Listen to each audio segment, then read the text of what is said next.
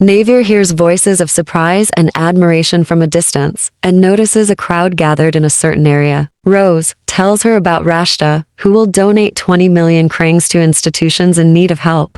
She is shocked and tries to contain her laughter. She advises Rashta not to use the promissory notes under her name, as it could raise her reputation or cause her problems. After returning to her room, she contemplates about Rashta's using the money she gave with her own name and unsure if she should provide a detailed explanation. She initially thought she would understand, but after Rashta's behavior, she questioned the necessity of explaining the situation and only provide the necessary information. The next day, Navier sees Rashta at the masquerade ball. Concerned about her past behavior of accusing her brother of hurting her, she decides to talk to her in public to prevent her from lying again. She patiently waits for the opportunity and proposed dancing with Rashta the empress. It was strange to everyone that I suddenly asked Rashta to dance. I silently pointed with my other hand to the dancing stage. Rashta looked confused, but got up and followed me, perhaps to prevent me from saying something awkward out loud. Rashta was confused and asks if Navier wants to show that she is not a good dancer. Rashta's unique imagination is not praised, and Navier told her to make it look like she's a good dancer. Navier directly suggests that if she finds herself in trouble with Baron Lant, she should ask Marquis Carl for help. Rashta is confused and unsure of the reasoning behind this. She also advises against excluding those who solely seek power and profit because some of them are talented. She advised keeping an eye on their aides, and lastly, she suggests Rashta to avoid those who choose her outfits. Navier clarified that she is giving her advice not for Rashta's sake, but for her home country. She asked Rashta to if she already given the promissory notes to anyone else and to get it back. She suggests that if she can't, she must fund institutions with her own money. Rashta collapsed and screamed, claiming her belly hurt. Sovieshu, astonished, rushed over and sat with her, but he kept staring at Navier's face. Heinle approaches Navier, suggests Sovieshu to take Rashta to the palace doctor. Rashta writhes in pain and her belly aches. Sovieshu leaves with Rashta while carrying her. Navier, remember how Rashta accused her brother on hurting her? That's why she chose to talk to her in public. Avoid her getting blamed. Sovieshu walked towards Rashta, who claims Navier blackmailed her, causing her fear. But Sovieshu asks her what could Navier blackmail her with. Rashta, having experienced blackmail from Viscount Roteshu, hesitated to discuss her promissory notes with Sovieshu. She covered herself with sheets, causing tears. Sovieshu believed Navier was not someone who exploited others' weaknesses to blackmail them. Navier is walking and is about to say goodbye to Eastern Empire completely until she encountered Duke Elgi, who is holding a necklace with a bit of magic. Despite not expecting to see him, she asks him about the necklace and he reveals it to be a magical item. Duke Elgi asked if she felt sad. Navier was curious why he had a somber expression. She asked him if he likes Empress Rashta, but Duke Elgi laughed at what she said. Instead of answering, he repeated his question if she feels sad due to the parade incident. She answered that it was inevitable, but Duke Elgi explains that people only remember the last thing, forgetting everything else what you did good to them. She just stares at Duke Elgi, who seems to recall bad memories of a past event. He claims that she is very understanding, that if it's him, he will be angry. He smiles, expressing sympathy in a mocking tone, but appears distressed. As Navier was about to knock on Heinle's door, she heard her name shout by Sovieshu. As she saw him, she remembers Rashta covering her belly. She denies any involvement in Empress Rashta's collapse, but Sovieshu's expression shows he had been slapped and told her that he didn't believe Rashta. Then Navier asked what brings him, and Sovieshu pointed to her room to talk it inside, but she insists on telling it out. He desperately asked Navier to come back to him and added he doesn't want her to be someone else's wife. Heinle froze, hearing a voice from the other side of the door, his heart pounding. He wonders what this means. Heinle, sitting on his windowsill, stares at the sky and a stack of papers on his desk. The day of the last wedding reception replays in his mind, causing him to feel insane. He wonders what the queen would have responded to Sovieshu's nonsense. Heinle feels anxious about Navier's answer, but he suspects she rejected him due to Sovieshu annoyance. He wonders if Queen's feelings for Sovieshu were love-hate and if she wanted to give him another chance. Heinle immediately went to Navier after hearing she have something for him. Heinle asks about a gift, seemingly eager to receive it. Navier chuckles at his expectation-filled attitude and reveals a wrapped gift box from a desk drawer, which she presents to him, revealing a lesson-depressed appearance. Heinley was curious about the gift she handed him, which revealed a yellow cloth she had knitted for a queen. The gift was a surprise for him, as she had promised to dress him in queen form if he appeared in front of her again. Navier proposes to Heinley that if he becomes queen, she will dress him. Heinley is startled and transforms immediately. She pats her lap and queen emerges, dressed in knitted clothes. She sings to him, causing his eyes to narrow and eventually close.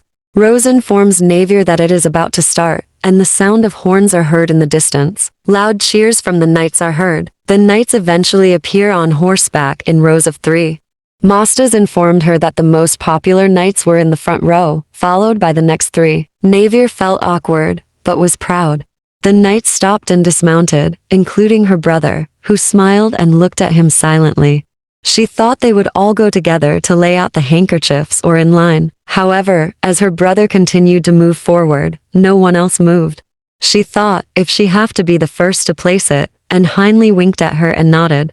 After nodding slightly towards Sir April, she placed the handkerchief in the breast pocket of her brother's ceremonial suit as if it were an accessory. Rose brought a stack of letters from different families, revealing that the young ladies at the welcoming ceremony may have fallen in love with Sir Kosher. Rose believes Sir Kosher is beautiful and wonderful, and the queen's only sibling.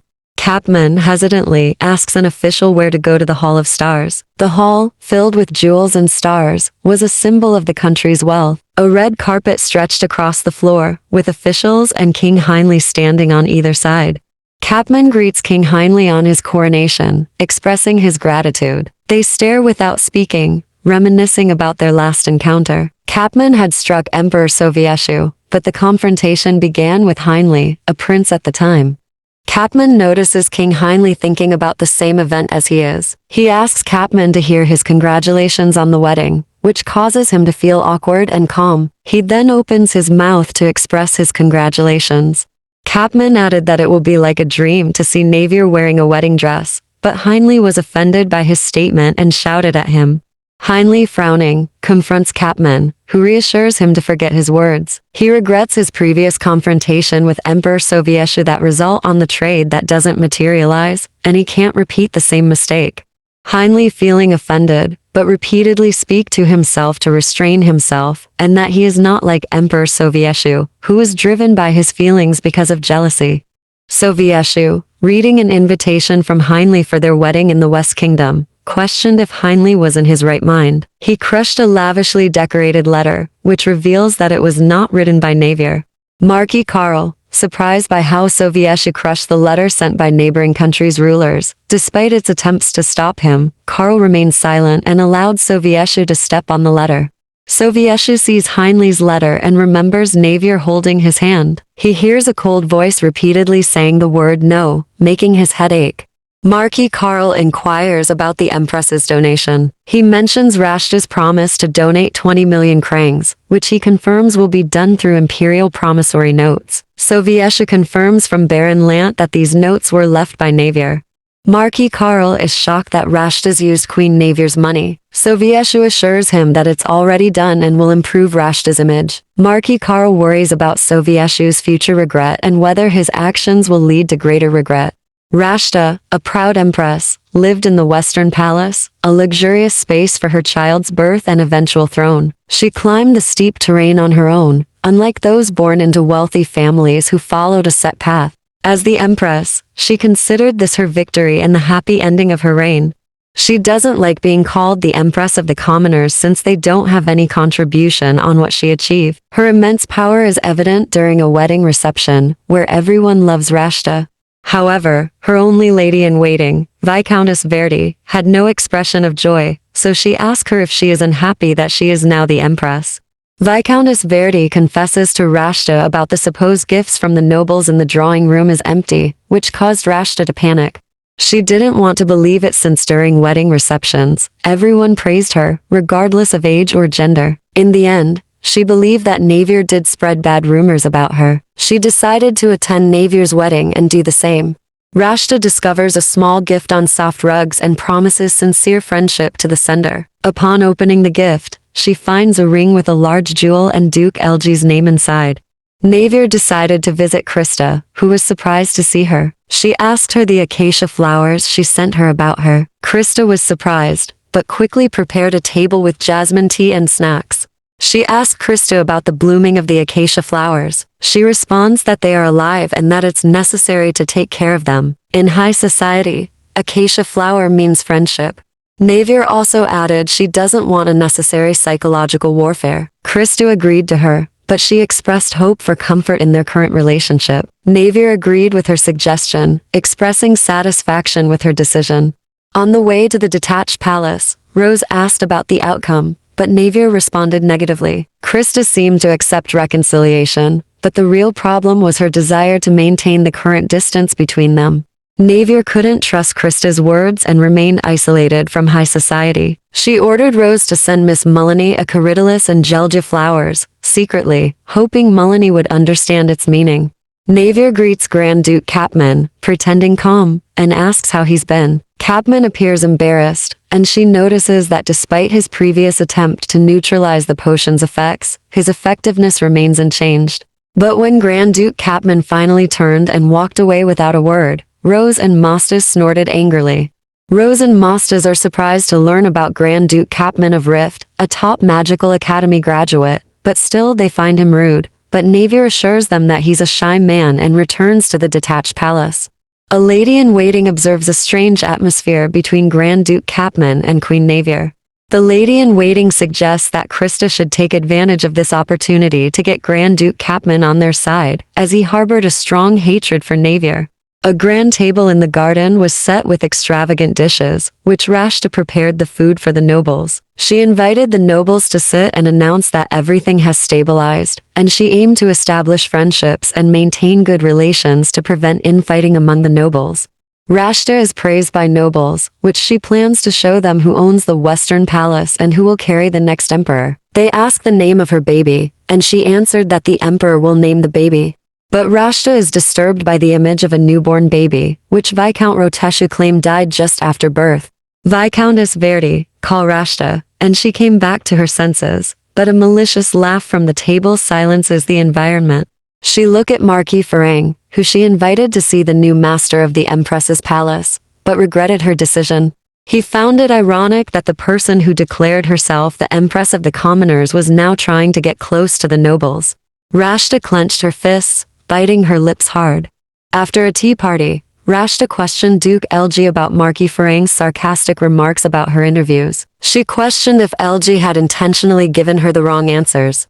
Duke Elgi maintains a nonchalant attitude and explains that the best choice for the Empress was the commoners, as she couldn't choose everyone, and everyone's reaction was not favorable.